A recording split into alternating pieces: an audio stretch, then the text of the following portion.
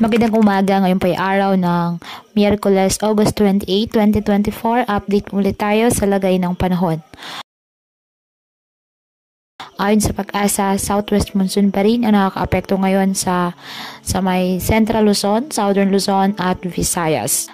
Wala naman po tayong bagyo o low pressure area na minomonitor sa loob ng Philippine Area of Responsibility na maaaring makaapekto sa ating bansa. Ngayong araw, asahan ng maulap na halangitan na may kalat-kalat na pag-ulan at thunderstorms sa Mimaropa at Antique.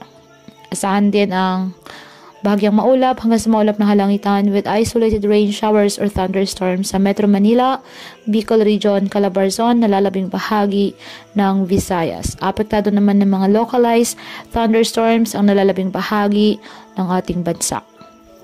Kaya patuloy po natin na pinag-iingat ang ating mga kababayan sa banta po ng mga pagbaha at pagguho ng lupa, lalo na po kapag may malalakas na ulan, at ugaliin na magdala palagi ng payong o kahit anumang panangga sa ulan sa tuwing lalabas po ng ating mga tahanan.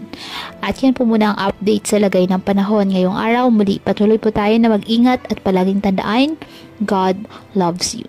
Stay safe and God bless.